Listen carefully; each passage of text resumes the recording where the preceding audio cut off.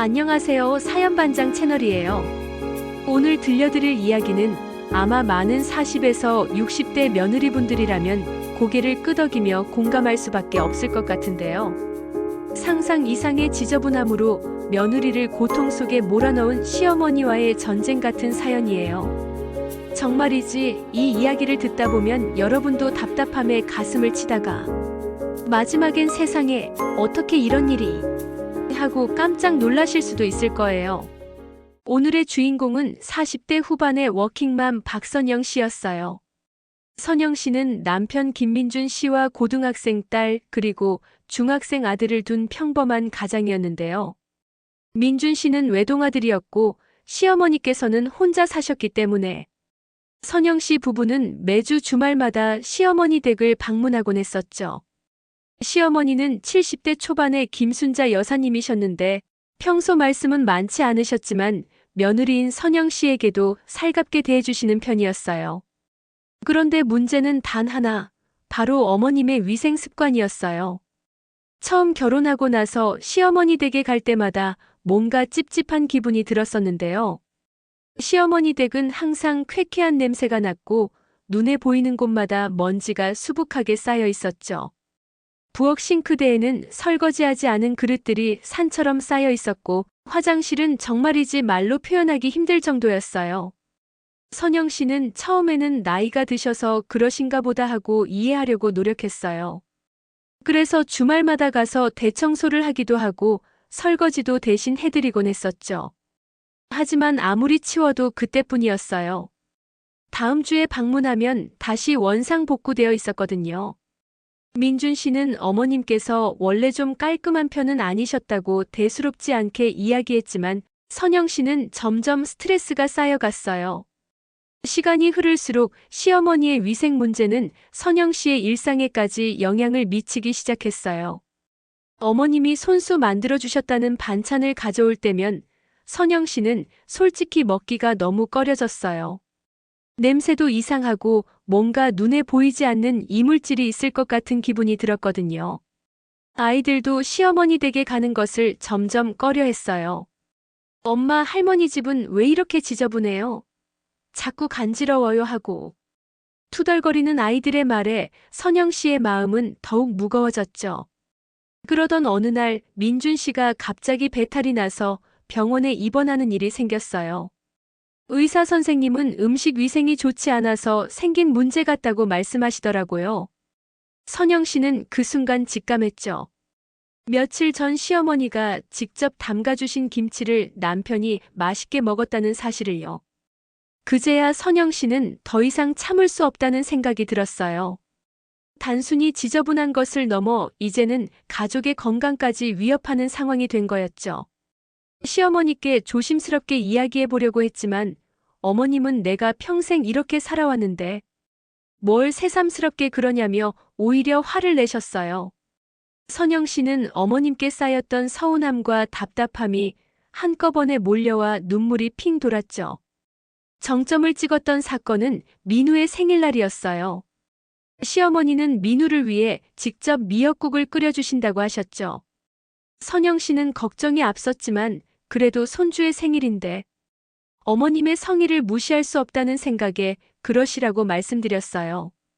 어머님은 며칠 전부터 민우에게 할머니가 맛있는 미역국 끓여줄게 하고 약속하셨거든요. 생일날 아침 시어머니는 김이 모락모락 나는 미역국 냄비를 들고 오셨어요. 민우는 할머니가 끓여주신 미역국이라며 신이 나서 수저를 들었죠. 그런데 한 숟가락 뜨자마자 민우가 엄마 이거 왜 이렇게 미역이 질겨요? 하고 말하는 거예요. 선영 씨는 냄비를 들여다봤는데 미역국 속에 미역이 아니라 뭔가가 둥둥 떠다니는 걸 발견했어요. 자세히 보니 그것은 빨지 않은 행주 조각이었던 거예요. 그 순간 선영 씨의 심장이 쿵 하고 내려앉는 듯 했죠. 시어머니는 멋쩍게 웃으며 아유, 내가 깜빡하고 행주를 넣었나 보다 다시 끓여줄게 하셨지만 선영 씨는 이미 충격의 말을 잇지 못했죠. 아이들은 밥맛이 떨어진다며 생일상을 박차고 일어났고 몇 년간 쌓였던 모든 스트레스가 이 순간 폭발하는 것 같았죠. 그날 이후로 가족들 사이에 냉랭한 기류가 흘렀어요. 민준 씨는 어머니에게 좀 더 신경 써달라고 선영 씨를 다그쳤지만 선영 씨는 이미 한계에 다다른 상황이었죠. 어머님은 여전히 자신의 행동에 아무런 문제가 없다는 듯 행동하셨고 오히려 선영 씨가 유난을 떤다고 생각하시는 것 같았어요. 선영 씨는 매일 밤 잠을 설쳤고 불면증까지 찾아왔어요. 결국 선영 씨는 병원 신세를 지게 되었는데요. 의사 선생님은 스트레스로 인한 우울증 초기 증상이라고 진단했어요. 선영 씨는 더 이상 이대로는 안 되겠다는 생각이 들었죠. 남편 민준 씨에게 심각하게 이야기했어요. 여보, 이제는 정말 못 참겠어요. 저도 너무 힘들고 아이들도 힘들어해요. 어머님께는 죄송하지만 제가 이 문제 때문에 병까지 얻었어요. 어머님께서 바뀌시지 않으면 저희 가족은 더 이상 어머님 댁에 갈 수 없을 것 같아요. 민준 씨는 선영 씨의 말에 충격을 받은 듯 했어요. 늘 조용하고 인내심 강했던 선영 씨가 이렇게까지 이야기할 줄은 몰랐던 거죠.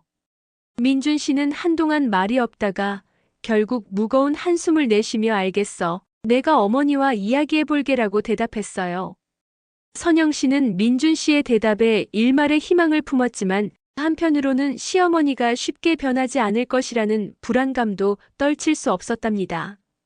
민준 씨는 다음 날 바로 어머니를 찾아갔어요.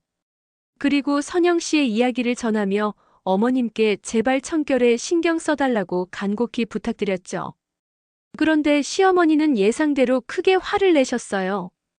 감히 며느리가 나를 가르치려 들어. 내가 평생 이렇게 살아왔는데 이제 와서 뭘 바꾸라는 말이냐? 내 아내에게 잘 좀 가르쳐라. 하시며 오히려 민준 씨에게 역정을 내셨죠. 민준 씨는 충격을 받았어요.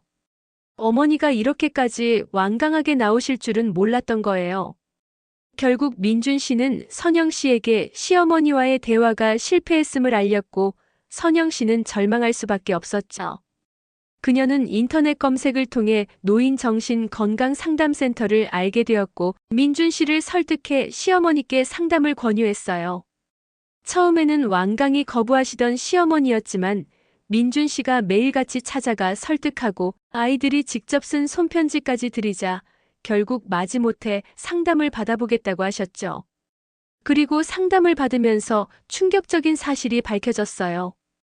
시어머니는 경증 치매 초기 증상으로 인해 위생관념이 흐려지고 기억력이 감퇴하는 증상을 보이고 계셨던 거예요. 선영 씨는 그제야 어머님의 행동을 이해할 수 있었어요. 미움과 서운함은 온데간데 없고 그 자리를 안쓰러움과 죄송함이 채웠죠. 결국 시어머니는 꾸준히 상담과 치료를 받으시면서 상태가 호전되었고 집안 환경도 조금씩 나아지기 시작했어요. 물론 완벽하게 깔끔해진 건 아니었지만 더 이상 가족의 건강을 위협하는 수준은 아니었답니다. 여러분은 이 사연을 들으면서 어떤 생각이 드셨나요? 혹시 비슷한 고부 갈등을 겪고 계시다면 이 사연이 조금이나마 위로와 해법이 될 수 있었으면 좋겠어요. 그럼 다음에도 더욱 공감 가는 사연으로 찾아올게요.